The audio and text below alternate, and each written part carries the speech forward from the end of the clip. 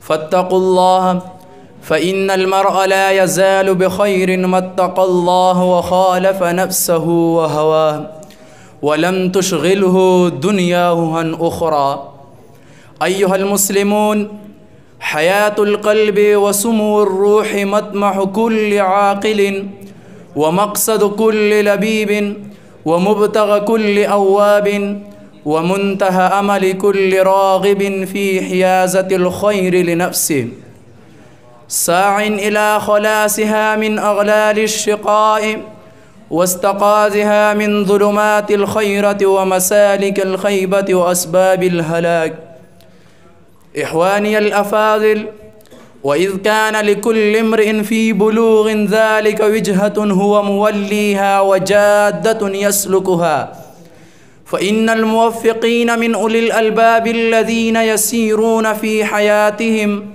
على هدى من ربهم واقتفاء لأثر نبيهم صلى الله عليه وسلم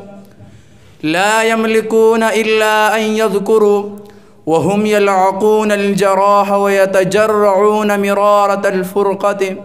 وعسس التباعد والتقاتل، لا يملكون إلا أن يذكروا آيات الكتاب وهي تدلهم على الطريق وتقودهم إلى النجاة. يا معشر المسلمين، حين تذكرهم بتاريخ هذه الأمة المشرق الوذيء وتبين لهم كيف سمت وتألق نجمها وأزاء منارها، وكيف كان الرعيل الأول منها مستضعفا مهيب الجناح وتعصف به أعاصير الباطل وترميه الناس عن قوس واحدة، وأفاض عليه البركات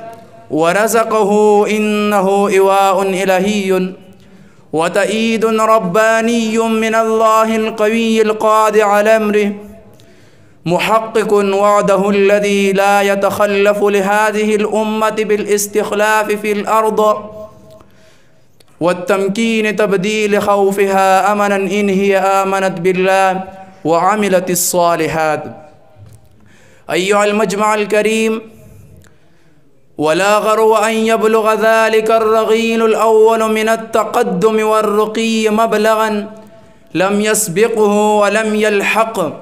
ولم يلحق به أحد عاش على هذه الأرض، لأن الإيمان دليله، ولأن الإسلام قائده، ولأن الشريعة منهجه ونظام حياته،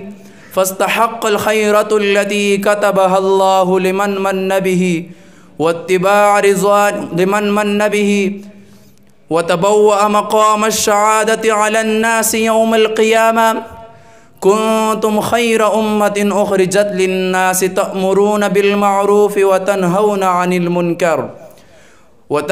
عن المنكر وتؤمنون بالله. وإن آيات الكتاب لتذكرهم أن الاستقامة على منهج الله واتباع رضوانه وتحكم شرعه لا يكون آثره مقتصرا على الحظوة بالسعادة في الآخرة ونزول جنات النعيم فيها فحسب، بل يضمن كذلك التمتع بالحياة الطيبة في الدنيا، وتلك سنة من سنن الله في عباده لا تتخلف. وأن يستغفروا ربكم ثم توبوا إليه يمتعكم متاعا حسنا إلى أجل مسمى ويؤتي كل ذي فضل فضله، وإن تولوا فإني أخاف عليكم عذاب يوم كبير. فإنه سبحانه يحول بين المؤمن وبين الكفر وبين الإيمان وبين الكافر، كما قال ابن عباس رضي الله عنهما: أي فلا يستطيع أن يؤمن ولا يكفر إلا بإذنه عز وجل. فاتقوا الله واستجيبوا لله وللرسول، واذكروا أن ربكم قد زمن لمن اتبع هداه واذكروا أن ربكم قد زمن لمن اتبع هداه وسار على منهجه أن يؤتيه المجد وتصب إليها نفسه. فقال سبحانه: لقد أنزلنا إليكم كتابا فيه ذكركم أفلا تعقلون، أي شرفكم ومجدكم ومكارم أخلاقكم ومحاسن أعمالكم وفوزكم في الدنيا والآخرة